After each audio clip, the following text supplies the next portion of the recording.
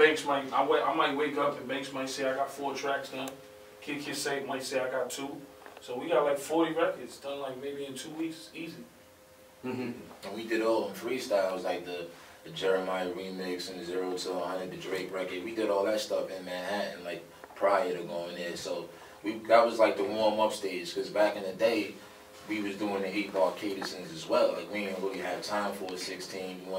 Radio was definitely not playing more than 2 verses now, so we just manipulating that, you know, finding a way to get it out there and have current events, you know, executed. Because when you're in a major, and there's a lot of artists out there that people probably waiting on for a year now, so that the songs they was making last January, it might got a line in there or a phrase or a chorus or something that might not connect. It's dated, exactly. So the mixtapes, and even with the EP being independent, we're able to drop on the dot, like while it's exactly on your TV, on your computer, and everything else. So that's one of the, you know, the perks of being independent.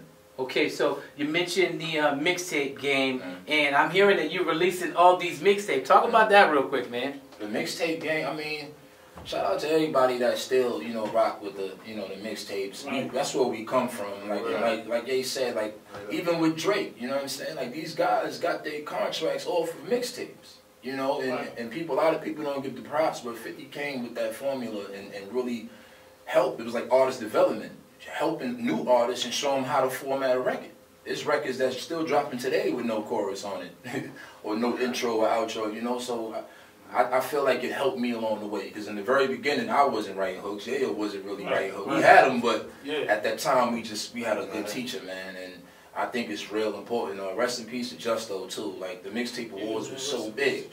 Like, even in my crib now, like, I value that plaque more than anything because the streets gave that to me. You know, it wasn't nobody in a suit that never heard my album. It was the real fans. Okay, let me ask you this, man. In regards to 50, these guys have been with him for years, and you're the newest guy on the scene, part of the G Unit. What did you, tell me one thing that you learned, from 50. Oh, be on your Go ahead, say it, man. Be on your shit, man. You gotta be on your shit, man. You gotta be prepared for everything, whether it's musically, physically, you know what I'm saying, mentally. You gotta be on your game, like straight up and down. So in sports, we talk about game speed, and like when you were coming off the street, did you have to like catch up to the speed of the industry, as far as how these guys were operating?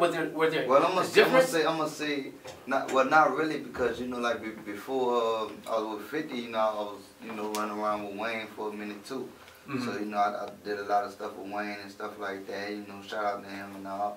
You know, but so when I got with Fifth, it was more of, okay, you know what I mean? Because he's way different. You know what I'm saying? He's way different, you feel me? Like, it's like with Wayne and it was more industry, I'm gonna say. You know what I'm saying? Like, when you get with Fifth, you feel me? It's more real. So that was more of my feel right there. You know what I'm saying? Because you know how they say real recognize real. So, you know, I was jammed from then and there.